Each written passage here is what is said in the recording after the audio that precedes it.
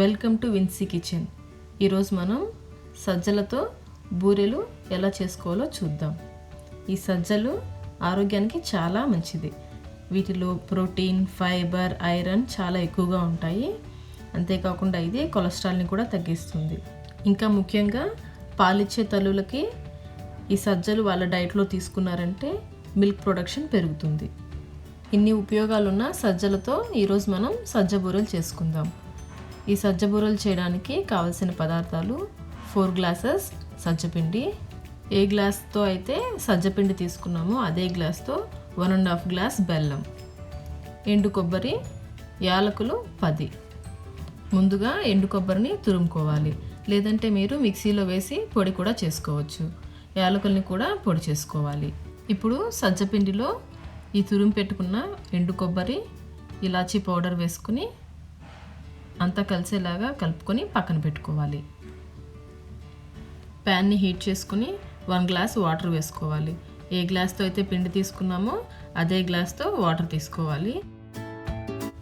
ఇందులో బెల్లం వేసుకోవాలి. మనం ఆల్రెడీ మెజర్ చేసి పెట్టుకున్నాం కదా, 1.5 గ్లాస్ బెల్లం. ఇది వేసుకుని ఫ్లేమ్ని మీడియంలో పెట్టుకొని చక్కగా కరిగేలాగా కలుపుకోవాలి. దీన్ని పాకం పట్టాల్సిన అవసరం లేదు, బెల్లం కరిగే వరకు కలుపుకోవాలి. బెల్లం అంతా చక్కగా కరిగేలాగా కలుపుకోవాలి. ఒకసారి ఇది ఇలా మరుగుతున్నప్పుడు స్టవ్ ఆఫ్ చేసేసుకోవాలి. ఇలా కరిగించుకున్న బెల్లం సిరప్ని ఇలా ఫిల్టర్తో ఫిల్టర్ చేసుకుని డైరెక్ట్గా పిండిలో వేసుకోవాలి. వేడిగా ఉన్నప్పుడే వేసుకోవాలి. స్పూన్తో కలపండి, లేకపోతే చెయ్యి కాలుతుంది.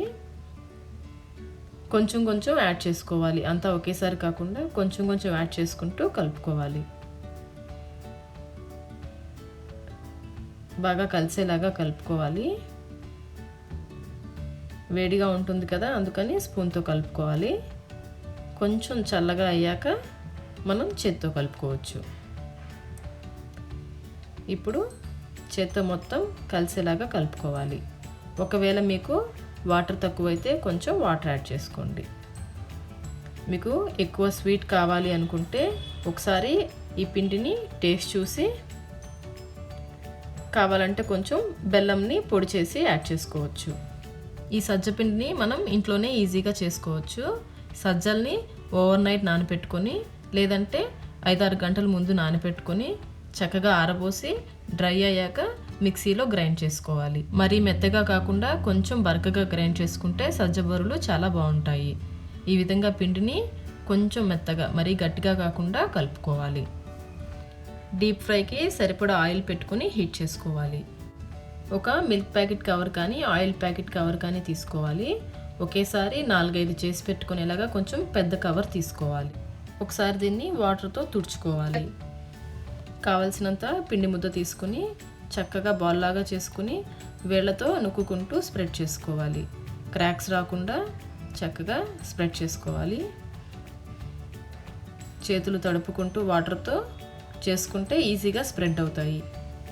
మరీ పల్చగా స్ప్రెడ్ చేయకూడదు, కొంచెం మందంగా చేసుకోవాలి. ఇలా స్ప్రెడ్ చేస్తున్నప్పుడు క్రాక్స్ వస్తే మీరు పిండిని ఒకసారి చక్కగా చేత్తో మర్దన చేయండి.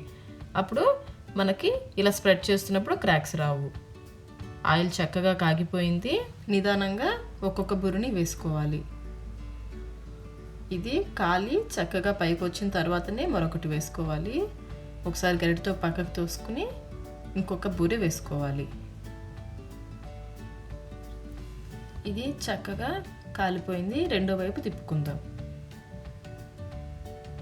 ఇవి కాలడానికి కొంచెం టైం పడుతుంది. రెండు వైపులా ఎర్రగా అయ్యే వరకు కాల్చుకోవాలి.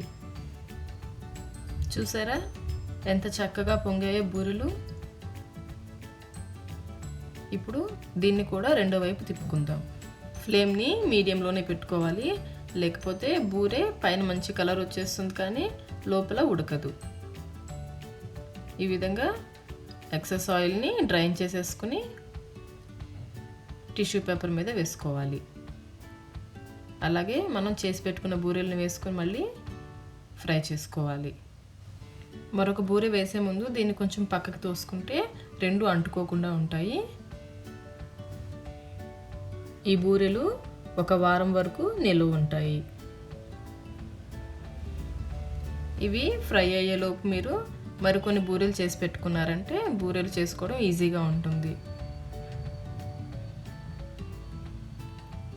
ఈ విధంగా అన్ని బూరెలు చేసుకోవాలి. ఎంతో టేస్టీ క్రిస్పీ బూరెలు రెడీ అయిపోయాయి. మీరు కూడా ఈ సజ్జ బూరెల్ని ట్రై చేయండి.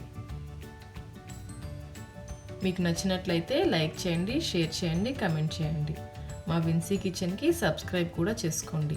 Thank you.